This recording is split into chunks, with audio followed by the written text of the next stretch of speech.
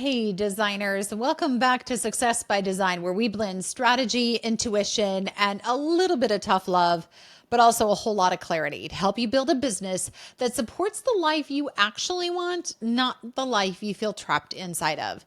In fact, today we're talking about something that makes some of you, it's a very small percentage, but some of you light up and others immediately reach for your nearest emotional support latte. I know I have mine.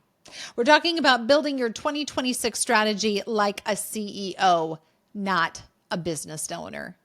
We are done with guessing. We're going to be done with being vague, and we are done with I don't know, I just kind of want to make more money next year.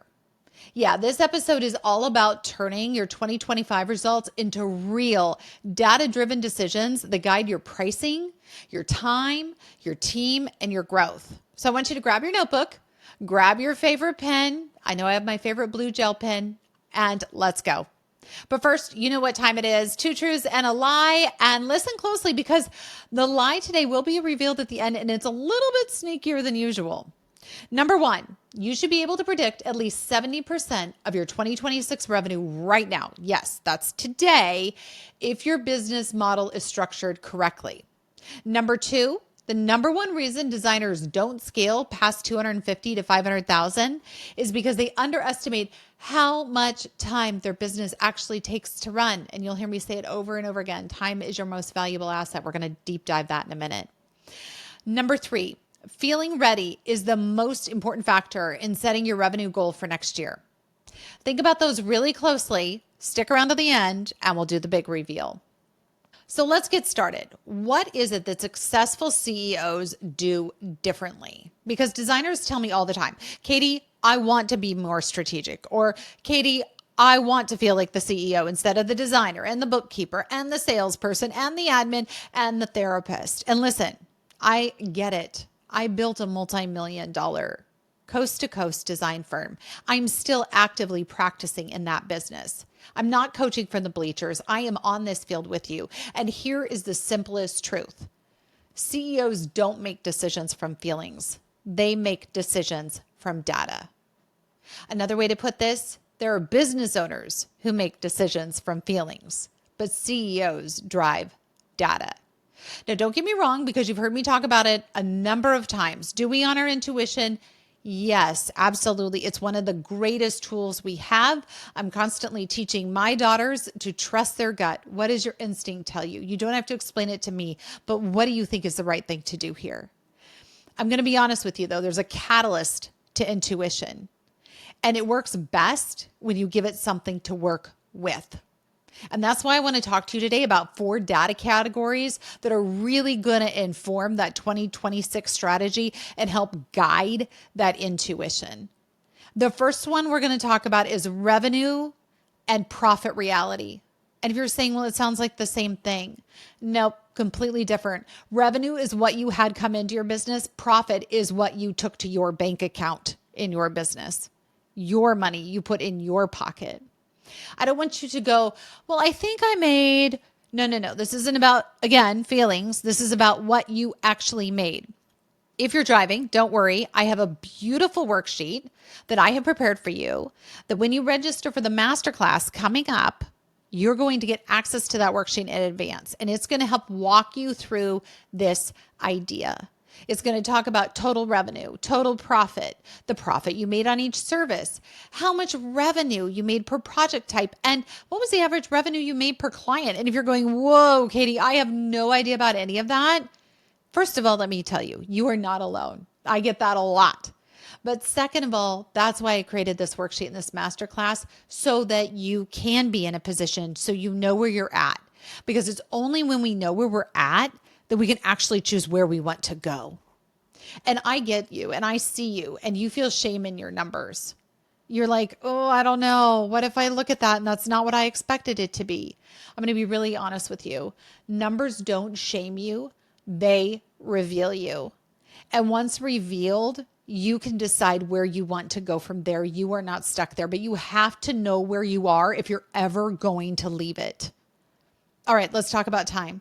Time is your most valuable asset. You'll hear me say it over and over again. You can make more money. You can hire more people. You can take on more projects, but you cannot give you yourself as the CEO, not just the business owner, but as the CEO, more time. And this is one that makes people feel uncomfortable. But if you're really serious about scaling, I want you to track a week or two of your actual time. Where is the time sink? Where are you irreplaceable versus absolutely replaceable? Where is there inefficiency in your business? Because this is straight up tough talk. Businesses grow or die based on time. In fact, this leads to our third concept, which is capacity versus reality. And these go hand in hand. Your time plus your team's time equals your actual capacity. See, the reason why I said capacity versus reality, we have an idea of what we think capacity is. Reality is what's actually there. So if you don't know your realistic capacity, you can't know your revenue ceiling. Now, it's not to say we can't buy back time. We absolutely can. But again, we don't know if it's worth spending the money to buy back time until we know where we're at, until we know what our actual capacity is. When we look at your time as a CEO, not just a business owner, but the CEO and your team's time. I also want you to look at your demand data, and this really gets into marketing. You have to know as you position yourself for 2026 where your clients are coming from. Is it referrals? Is it Pinterest? Is it networking? Maybe it's LinkedIn. Figure out where they're coming from and double down on those areas. And which projects are converting at the highest rate? Is there a reason why? Is there a trend? Some of this is going to be tangible. Some of it's going to be intangible, but we're starting to do the deep dive. And most importantly, which clients pay your way and which ones fight you on every single invoice? Once we can start looking at these 4 areas where we're talking about your revenue and profit reality, we're talking about where you're spending your time, we're talking about your capacity, and then we talk about your demand, we can start building your pricing, your hiring, your marketing, everything into your 2026 plan. I want you to also think about designing your business around your life. This was a huge one for me. And this is why many entrepreneurs launch their own business. They want a lifestyle, not working for the man, as we've said for years, right? But the reality is somewhere along the way, this is easily lost. And I see you because you come to my coaching practice and you ask for help. And I so admire your courage in doing so because it's so vulnerable. This is about remembering why you designed your own business. And this is something I've had to think about in my life over and over again, because there have been seasons of expansion, like the year we grew 15x, and there's been seasons of contraction. Like when I chose to have a baby at almost 35 and then the second baby at almost 38. And through raising little kids and going, hold the phone a minute because I got to get these kids out the door to kindergarten and I never get to do this over again. And then once they were saying we're going to grow into a national design firm. So cool to be able to do that because your business is an accordion. It should expand and contract as you need it to. In fact, it's been really interesting to me personally because lately my kids are, well, they're 9 and 11, but lately they've been taking a lot more time, I felt like, than even when they were little. And I was so frustrated. I said to my husband one day, I'm like, I thought this was supposed to be getting easier, not harder.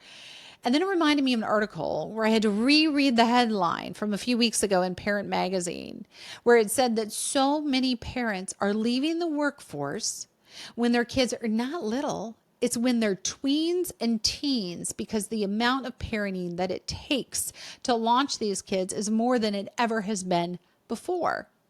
And when I reread that headline, I thought, no, this isn't right. And then I thought about it in my own life and I thought, yeah, this is right.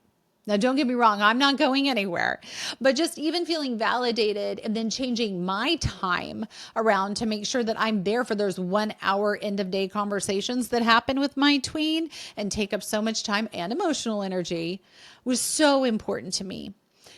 You should have a business that allows you to do that or to do something similar as it pertains to your life. If you're trying to expand when you're in a contraction season, you're going to feel like you're drowning. And if you try to contract when life is pulling you forward, you're going to feel really stuck and frustrated. So I want you to narrow this whole conversation down to one big question you have to sit with. What does your life need next year? That we can go a lot of places with, and that's totally fine. What I don't want you to do is go, well, what does the market need? Or, well, what do I think I should do? Or, well, what is everyone else doing? No, no, no. This is about your family, your energy, your finances, your creativity, your brain, and your soul. Now, maybe next year is your scaling year. Maybe next year is your simplification year. Maybe next year is your efficiency year, or maybe it's your visibility year. It does not matter. The one thing that matters here is designing your business around your life. And that is not a sign of weakness. That is a CEO move that makes you the boss babe and not a business owner. This is the wisdom we're seeking out. All right, designers, I want to hear from you. What is one thing your life is asking for in 2026? Is it more time, more structure, more revenue, more help, more white space, more creative challenge? Hit me with your best shot. DM me on Instagram or on LinkedIn. I read these, I respond to them. I love hearing where you're at, and I respond to each one personally. So please reach out. I would love to hear from you. All right, I want to talk about growth. A simple, strategic, scalable, high 6 figures and 7-figure business. And it has to be sustainable or it doesn't last. Not, I want to hit 1 million because it sounds so cute, but actual 7-figure thinking. And there's 3 things you're going to need to do this. And you'll hear me say it over and over again, a repeatable service structure. This is why I'm the princess of processes. If your services reinvent themselves every project, scaling is going to be impossible. You are going to fall flat. Good CEOs create containers for their expertise and pull on them and build systems around them.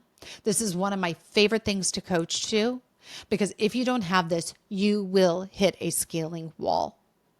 Also, you're going to need a pricing model that reflects your demand and your capacity.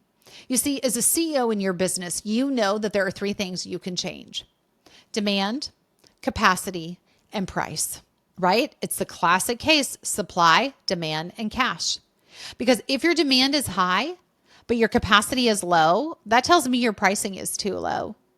And by the same token, if your demand is low and your capacity is high, we either have a messaging problem or visibility problem that we need to sort through. Each of these is so incredibly important. And when we start figuring out how these 3 interact, we can begin building the business that you really want to see hit those high 6s and 7s. All right, let's talk about a team plan. This is so important. Not, I'll hire when I'm drowning. You've heard everybody say it. When someone's drowning, what's the last thing you do? Jump in the water to save them. That is not the time in your business to try to come up with a plan of how you're going to stop drowning. Instead, you should be saying, here's what my business needs to grow, and here's who can help get me there. That is so incredibly valuable, because now we're not in a life or death, fight, fright, or freeze situation, right? Instead, we're saying we're going to make strategic initiatives that are going to set us up for long-term success, that will allow us to grow in a meaningful and sustainable way. Doesn't that feel so much better? Yeah. In fact, there's a great book about this that I want to share with you. It's by a couple of authors named Dan Sullivan and Dr. Benjamin Hardy. And the book is called The 10X is Easier Than 2X. And it explains how focusing on just the 20% of work that actually drive results is the difference between burnout versus breakthrough. So incredibly important to have the right team around you. Okay, I want to talk to you about the big traps that I'm seeing in my coaching practice that designers fall into when they begin planning for a new year. It's a huge one. The first one that I see is feeling-based goals. I want to feel more successful. I want to feel busier, which you know is not the answer. And we have talked about that on this show. Busy does not mean profitable. I want to feel profitable. Well, I'm going to break it to you. Feelings don't build businesses. That isn't how this gets done. Now, don't get me wrong, feelings can drive change, but change needs strategy and processes and systems to back it. Trap number 2, I see random revenue goals. Designers will tell me they want to hit 500,000 or 750,000 just because. I call these vanity metrics. Why? Just because you're making $750,000 doesn't mean you're taking home any money at all, or maybe 30,000. It doesn't mean you're actually making a livable wage. The reality is if you don't have math and you don't know where you're really at as far as your revenue, and you don't have alignment to a strategy, and you haven't looked at your capacity, it's all going to fall apart. This is why creating a solid business plan is so incredibly important. And then the final one is, this is kind of an interesting one that I was thinking through as I was putting together this episode. Some of you don't leave margin for life. Yeah, the trap is if I'm really running my business and I'm doing a good plan for the year, I'm all in on my business and I'm fighting for it. Just a moment. I'm going to tell you to hold the phone, because you are human and you are beautifully made, and you have to have a margin for your life, because we only get one turn around this sun, right? Life is not optional. And I will tell you right now that when you make time for yourself to be human, your business will do better. Your CEO plan is stronger. When you acknowledge realities that exist, when you don't pretend about what may or may not be, or that you are the Energizer Bunny who can go, go, go, go, go and never stop. Now, don't get me wrong. There have been seasons in my life when I have known that I am in a hardcore, unsustainable sprint. But you know what there is identifiable in every one of those stages? An end date. It is for a strategic period of time. It is to say, for the next 3 months, we are going to drill down hard on this. But then there's an end date. In fact, I see some of you enjoy that adrenaline rush. So you wait till the last minute to work on something, then you rush through it, and then you rinse and repeat on your next project. But in the midst of all that, and after the 10th, 15th, 20th, 30th time, you feel miserable. And I see you and I get it. It's not how your adrenal system was designed to handle life. You are human. Give yourself time to be that, and your designs will actually improve. And I also want you to think about building a plan around fear instead of clarity being one of the worst decisions you can make. That's a business owner move, right? Fear says, I can't change that. Well, I can't change it. There's tariffs. I can't change that the geopolitical situation is a dumpster fire at the moment. I can't change that pricing is changing from all my vendors. Yes, I hear you and I see you, but I also want to speak clarity into that situation. I want you to do the classic, get out a marker and draw a circle around yourself. What can you control? Your capacity. You can influence demand based on your pricing. You can start building your systems and processes so they account for tariffs and the fact that vendors are going to raise prices during the year. I am so proud to say that in the last year of my business, we did not go back to any of our clients on projects that were multi-year projects and raise rates, because we had accounted for tariffs along the way. We had accounted for price increases in our original quote. And if there was really going to be a hike that we foresaw coming, we put things in the warehouse. There are ways to do it, but all of it requires strategy. And I hope you're taking that away. This is not a feeling conversation. This is a strategy conversation. All right, I want to set up your Q1 with you that you can feel confident in, which is why I want to get you this business blueprint worksheet for 2026. So I want you to head over to fixmydesignbiz.com. It's fixmydesignbiz.com. And over there, you're going to have an opportunity to register for this masterclass. When you register, you are going to get this worksheet. It's going to help you know where you actually are, what your numbers actually mean, what levers you get to pull on this supply, demand, profitability machine, what your 2026 goals should be, not what they feel like. Because remember, business owners use feelings, CEOs use data, and how we're going to integrate that into your plan next year. Because you should be crystal clear on how many clients you're taking, what revenue is already secured, if your pricing is changing, because most clients expect price hikes at the beginning of a new year. Now is your chance. Where your visibility efforts are going, and what we need to do to support your business needs. This worksheet is going to show you exactly where your gaps are, and by the same token, where all your opportunities are that you may or may not be seeing. All right, let's get down to 2 truths and a lie. Are you ready? The first one we said is you should be able to predict 70% of your revenue. That is true. If you do not feel that today, you need to set up a call with me. Number 2, designers underestimate time demands. That is true. I see you. You are brilliant designers. Time, not talent, is your limiter. So, how do we build a team to get you your time back so you can be the CEO and not just be a business owner? And then number three, feeling ready is the most important factor in setting goals. And I hope you know that's the lie, because feeling ready is not optional. Strategy is critical. You may or may not feel ready. That's okay. That's life. In fact, this is what I tell my kids: do life scared. Half the time I still do life scared. If you're not on the edge of pushing yourself to try new things, do new things, get out of your shell, guess what, folks? You're not moving forward. Change is never comfortable, but you got to get moving to get where you want to go. Okay, I want to be honest with you. If this episode lit something up in you, if you're starting to see how much more strategic and spacious your business should feel, I want you to book a free 15-minute problem solving session with me. It's strategic, it's specific, it's powerful. You get to bring one challenge, and I'm going to start bringing you clarity, strategy, and next steps. In fact, you're going to find the link in the show notes. And I want to connect with you, because this isn't selling you on some package or system or sales call. This is about beginning to march towards the journey of getting you the solutions that you and your business deserve, especially as we embrace the new year. I want you to think about intention, data, courage, and confidence. And if you feel you need help on one or maybe all of those, that is why I am here. Because remember, your business should be working for you, not you working for it. Until next time, take care.